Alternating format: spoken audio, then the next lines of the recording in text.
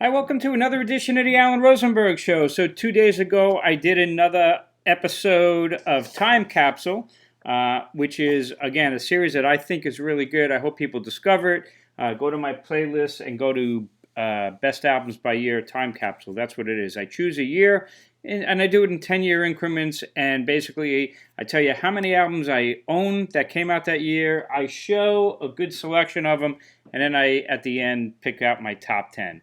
And when I'm done with this whole series, you're literally going to have a history of rock and roll starting from 1971. So these are the episodes I've done so far, 71 all the way through 2013. Those are all the time capsules. There's one left to do, and that's the one circled, 2012. The last one I did 2 days ago was 2002. Next year's 2024, so I'm going to wind up doing 1974, 84, 94, 04, and 14. That's how it's going to work. So pretty cool. Anyway, what you'll notice is the older the year, a lot more albums I get, because it's older, and those are, when the bands released a lot of albums and there was just a lot more to choose from. And then the more recent ones, like this is 2012, there's just not that many albums, relatively. Like the last video I did was 2002, and I think I had, what did I say, like 168 albums I bought that came out that year. In 2012, what we're doing right now, I bought 53 albums that came out that year. Still a lot, but nothing like, the older years. Out of those 53 that I bought, I'm going to show you 35. And you're going to see that there's just not that many amazing classic albums. In fact, to me, there's really probably only two that I think are really kind of essential. The rest are just good. So I'm going to go through it alphabetical order. I'm going to skip some because those are going to be saved for the top 10. Now, what you're really going to see, 2012 was a great year for archive box sets or mini box sets. So, for instance, the Kinks at the BBC came out that year. Now, I'm a huge Kinks fan, and this is just a monster box. And it's got 6 discs, CDs, Kinks at the BBC, all different shows. The discs are fully loaded, tons and tons of tracks, and the 6th disc is a DVD. So you get Old Gary Wisco Test, the Christmas concert, a lot of the stuff I actually had on bootleg, but just so great to have it, officially released in higher quality. So this was an amazing box set that came out in 2012. A couple of other ones. I discovered Cockney Rebel and Steve Harley. I fell in love with this band. This really should be a top 10 CD, but I kind of choose albums. But this is also a 4 CD set, and you get The Human Menagerie, an incredible album with some bonus singles. Check out Sebastian, that is just amazing. The Psycho Mondo, another great album with some extra singles. You got some alternate version and mixes. And then Cockney Rebel at the BBC on CD. This is a phenomenal box set. It was a huge hit for me. Really should be a top 10 CD for me. Another really, really cool box, but although I hate the format of it, is this one from Heart, Strange Euphoria. It's beautiful. It's got a beautiful book and their whole history. And I'm actually a really big fan of Heart. I don't really talk about them much, but I really, I was into them pretty early in their career.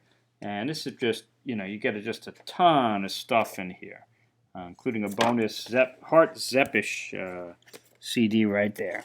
So this thing is just loaded. Now, it's an interesting box because instead of it just being the classic tunes, they kind of give you alternate versions, unreleased versions, demos, and things like that. So it's a little bit jarring, but you get a really good selection, including a DVD right there. A DVD that I had on bootleg for years. That nice to have officially.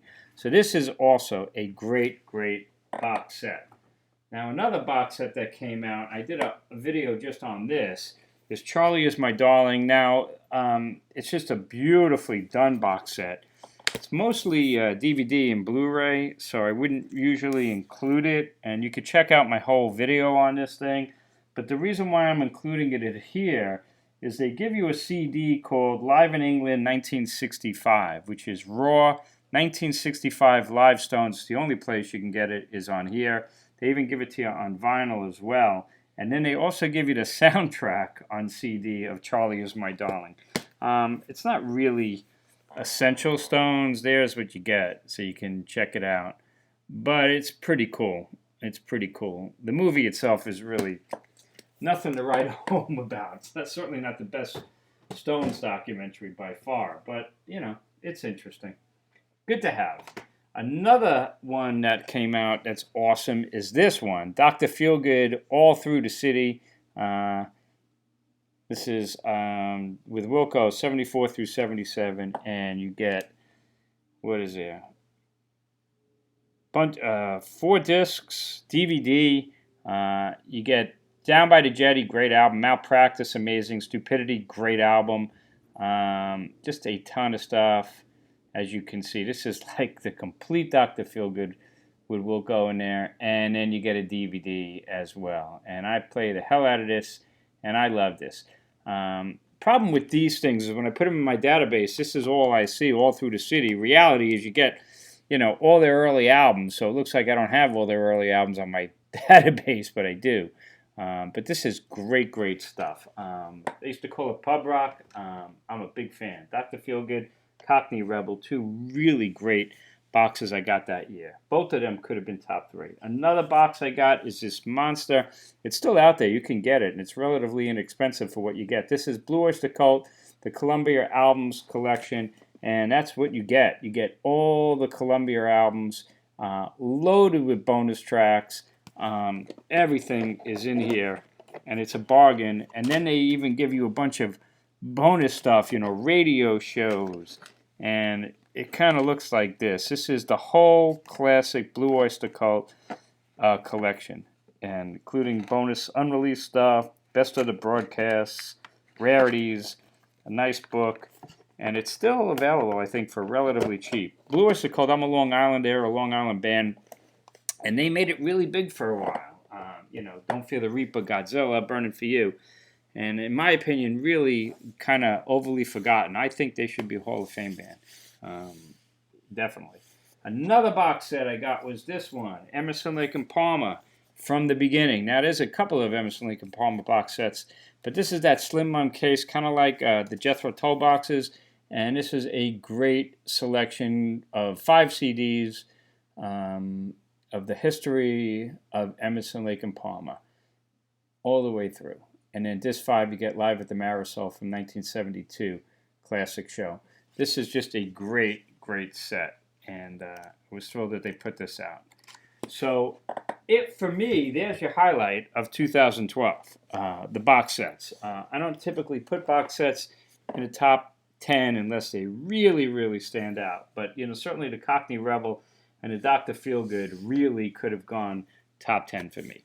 All right, let's go with the normal CDs in alphabetical order that came out in 2012, and then I'll skip some and put them in the top 10 at the end. So Aerosmith came out with Music from Another Dimension. You're going to notice that when albums come out, I tend to hold off to try to get like the deluxe editions, and this is certainly the deluxe edition of this album. It's got 2 CDs and a DVD and that real cartoon-like cover. I was kind of excited when it came out because it had been a long time, since the new Aerosmith album. The reality is I look at the track listing now, and one of them's got Carrie Underwood on there. I could barely remember any of the tracks on this thing. So, nothing special as far as Aerosmith goes, and kind of forgettable, at least for me. Asia did another album after they reformed the original band. This is 30 XXX, and again, a deluxe edition with a bonus DVD. It's fine. This is Asia, the original band, but this album I found very much like AOR, which is some people's criticism of Asia. They're more popish, and I always defend Asia, saying it's not easy to create like commercial, popish, progressive music. But this album, for me, was definitely less progressive and more popish. Let's skip a bunch of these because these are all top 10. Steve Hackett, when he first started revisiting the Genesis stuff, which was my favorite era of Genesis, was those Hackett years. And these were studio recordings, and this was another release he did, Genesis Revisited 2, and this was a double album. Now, this is a studio one. Of course, he does all these live ones now where he plays the albums in their entirety, and he puts them out, and they're phenomenal. So this is just studio re-recordings of some of his favorites, and it's good stuff. I tended not to listen to this that much. I prefer the live ones that he's been putting out, with the full albums. But these are like some of the greatest music of all time. Certainly my favorite Genesis era, and they do a fine job. They're Can Utility and the Coastline is fantastic. Heart put out Fanatic. Again, I'm a Heart fan, and this album, I got the deluxe from Best Buy with 3 bonus tracks when Best Buy used to sell CDs. This album didn't do that much for me. I found it really, really hard rock, which is fine, but I kind of prefer more melodic kind of Heart. This album didn't draw me in like a lot of the other Heart albums, so it was just okay. Let's keep going. Kiss. They put out Monster, and this is that really cool 3D cover. I don't know if you could pick up on it on there. The album before this was Sonic Boom, and I thought Sonic Boom was killer. In fact, I actually saw them live for the Sonic Boom tour and thought it was great. This album didn't do that much for me either. This was a little bit more straight metalish, and I don't know. It's just okay. It didn't grab me overwhelmingly. Michael Kiwanuka, his album Home again came out that year. He would only get better, in my opinion, and would actually wind up going top 3 for me on his next album, which is amazing. This album's fine. Good record, but just not top 10 worthy. Now, there was 2 albums put out for the Knack, definitely catalog type stuff, and if you saw my channel, I'm a fan of the Knack. This was a cool one. This is the Knack Having a Rave Up live in Los Angeles, 1978, and this is when they're first starting out. And not to get too much into the Knack, but they were a killer band. They were the toast of L.A. and California, and everybody wanted to sign them. Even Springsteen jammed with them, and Tom Petty, and guys from The Doors, and they were just on fire. Great, great band. We all kind of know what happened to them, unfortunately. This was another collection that came out as well called Rock and Roll is Good for You, the Doug Feiger, Burton and Veer demos. And if you're a big Knack fan like me, it's kind of interesting. Not essential, and it's not essential either, but if you really like the Knack, then it's really cool. I didn't put this one top 3 because I just didn't listen to it that much, but this was what an exciting thing when Led Zeppelin reformed, and they put out Celebration Day, which was the recording of the concert that was originally done in 2007 at the O2. We all know about when they reformed Jason Bonham on the drums, and amazing set list, and this had the 2 CDs and the DVD of the whole show, and it was just amazing. I always mention Robert Plant is just, that guy, it's amazing what he turns down, hundreds of millions of dollars to reform Led Zeppelin and go out, and he finally caved and did this show. Because Jimmy Page would do it in a heartbeat. He's been begging for it, and John Paul Jones probably as well, and certainly Jason Bonham.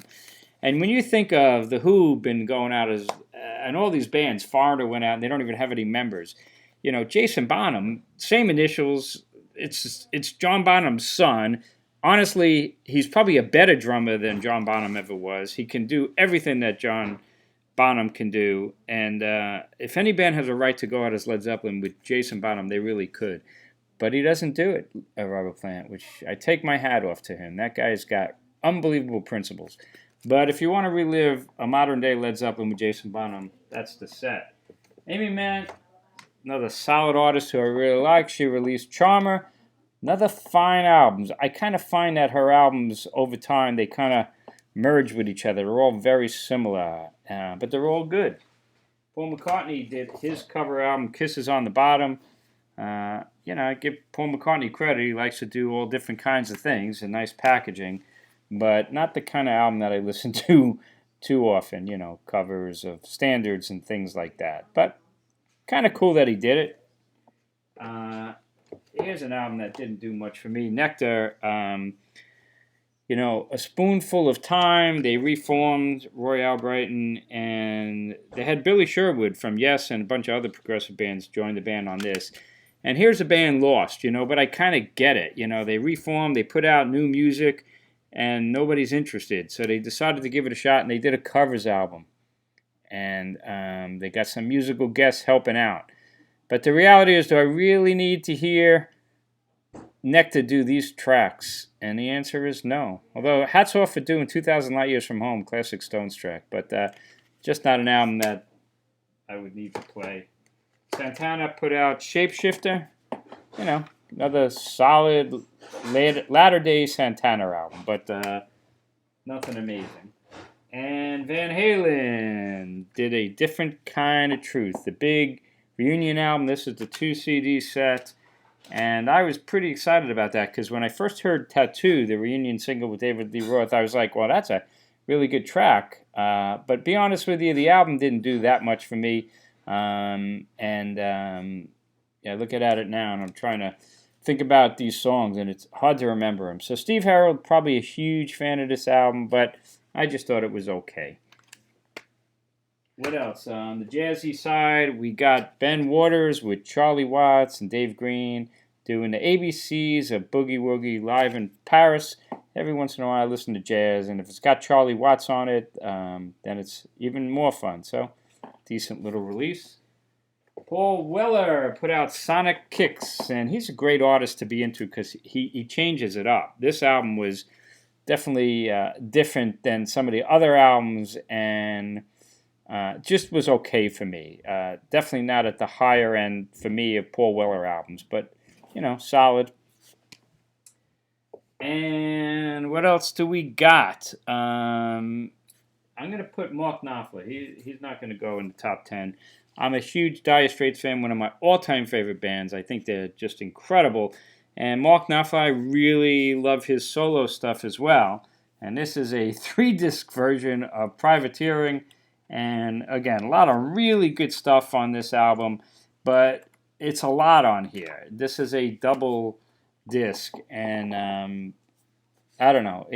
Overall, some of it's really good, and some of it's just kind of typical Mark Knopfler. Now, typical Mark Knopfler is fine. It's still really good, but just didn't grab me overall as a whole package. So that's why it didn't quite go top 10.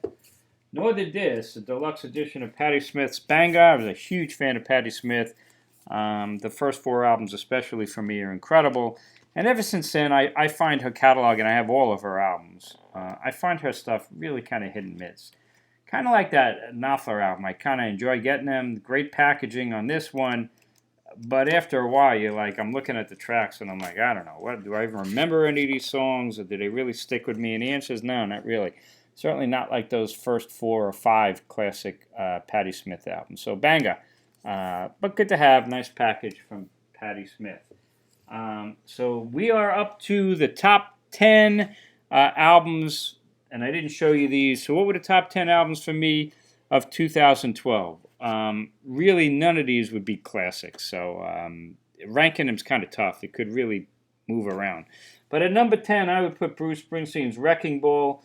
And I'm a huge Springsteen fan, love him, have all of his albums, and he put out Wrecking Ball. And the funny thing about Springsteen, either his albums really grab me where they wind up being like in the top 3 of the year for me, or they just kind of, And this is one of those kind of, To me, this album, the 2 best songs on it for sure were the remakes, which was American Land and Land of Hope and Dreams, which I think is incredible, but I already had that live, so I just didn't need the studio version. The rest of it, it's fine.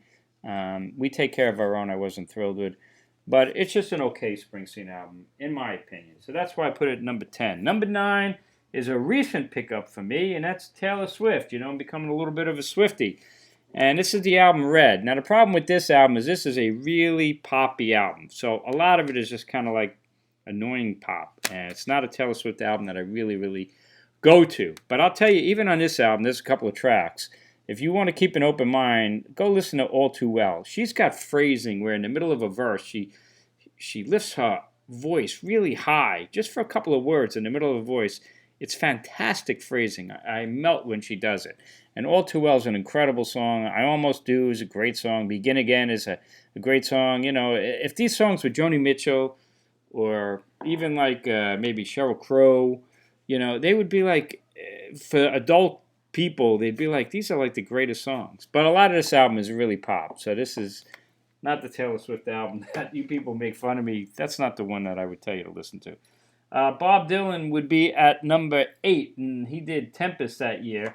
He was on a roll with a lot of really great albums, starting with Time Out of Mind. This album didn't grab me nearly as much as, you know, those albums that he did at that point. You know, this album's just okay to me. But there's the tracks on there. So Bob Dylan, I mean, it's got that thing, Roll on John, at the end, goes on and on and on. At number 8, album of the year, would be Bob Dylan and Tempest. At number 7 is Gary Clark Jr., his album Black and Blue. I thought this was a really good record.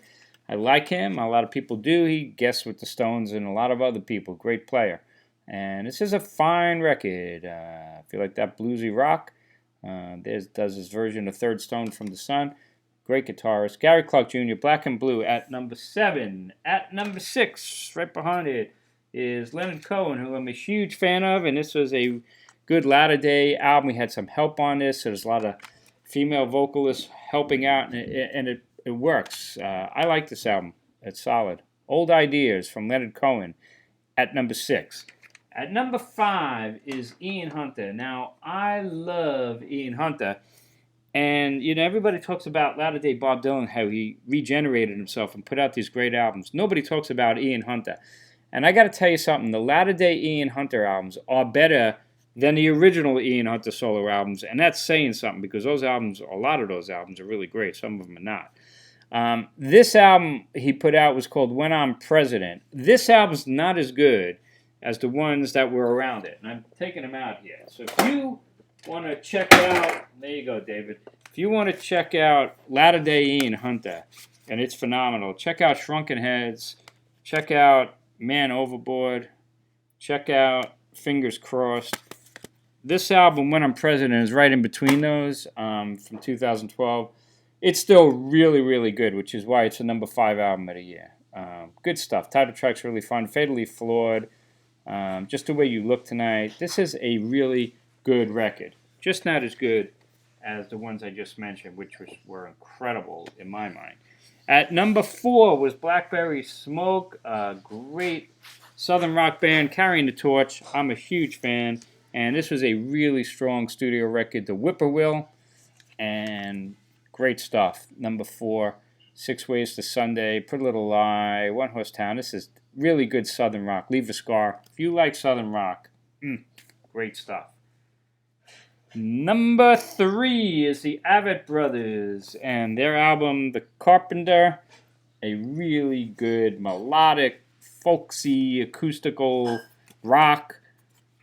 Album's really strong. The Carpenter from the Avett Brothers. So, band I got into a little bit late, but really good. Which leaves the number 2 and the number 1 albums. Those would be the only, in my opinion, like classic, essential albums of the year. Now, number 2 is going to be a little bit controversial, but I don't care because it is that good. And that's why I'm wearing this shirt, Ian Anderson's shirt, because 2012, he did something really interesting, and he put out an album, Thick as a Brick 2. He put it out under Ian Anderson, Jethro Tull's Ian Anderson. This is the deluxe edition, and it's got a DVD and a CD. I didn't know what to expect from this album, and it's probably heresy to say this, but I enjoy this just as much as Thick as a Brick 1. It's not like that. Thick as a Brick 1, you got that 45-minute song. This is all little tracks, and the idea, it's a theme. Whatever happened with Gerald Bostock, and did he become a banker? Did he become this? Did he become this? And the reality is that the songs are great. And Ian Anderson sounds great. So those are all the little songs that are on this album. There's some recurring themes that you would find, like in Thick as a Brick, where you had the recurring things Banker Bets, Banker Wins. I love this album. It was a huge hit for me, which is why it is the #2 album of the year in 2012 for me. And give it a shot. If you like Ian Anderson and you like Jethro Tull, I'm telling you, this is a really, really good album. He should have put it out as Jethro Tull. Now he puts out albums as Jethro Tull. Then he was doing it as solo. That sounds like a Jethro Tull album. So what's the #1 album of the year for me, 2012? This album is truly essential. And that's going to be a soundtrack to a documentary, and it's called Searching for Sugar Man. Sugar Man. The original motion picture soundtrack, all songs by Rodriguez. This is the definitive Rodriguez collection. Now, I never heard of Rodriguez. No idea who he was, and I'm not alone. Nobody ever heard of Rodriguez. Well, my friend Mark said he saw this documentary. You got to check it out, and I did. It's an incredible story. It's an incredible documentary, and the music was amazing. It's like 70s soulful, folky. I was like, how did this guy not make it? And he didn't until then, 2012. And this is like the best of Rodriguez. This album, if you don't have this album, you haven't heard it, you need to hear it. You'll thank me. It is amazing. So by far, the only album that's really essential from 2012 is this one, and it's my #1 album of the year from 2012. Now, after I got that, I did go out, and that's what fell, David. Here's his. They only had 2 albums. This is one, Cold Fact, and this is another, Coming from Reality. These are both excellent because the best tracks from these 2 make up that. But great stuff, and this record label, Light in the Attic, does a beautiful job.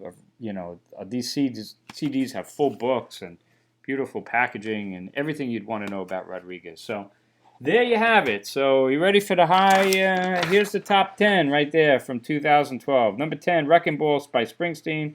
Number 9, Red by Taylor Swift. 8, Tempest by Bob Dylan. 7, Black and Blue by Gary Clark Jr. Number 6, Old Ideas by Leonard Cohen. Number 5, When I'm President by Ian Hunter. Number 4, The Whippoorwill by Blackberry Smoke. Number 3, The Carpenter by the Avett Brothers. Number 2, Thick as a Brick 2 by Ian Anderson.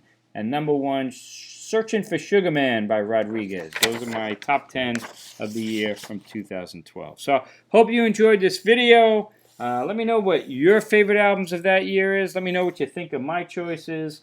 And what am I missing that you like? How did I not pick those? Although, maybe it's a possibility they were in my basement. They didn't make these 35 that I showed. Maybe. Anyway, most importantly, stay safe, stay healthy, and if you're new to my channel, hit subscribe. If you like this series, and I think it's a good series, I'm telling you, check out Time Capsule. Go to my playlist, favorite albums by year, Time Capsule, and now you have 15 to choose from. Next year, there'll be another 5 done, so that'll be fun.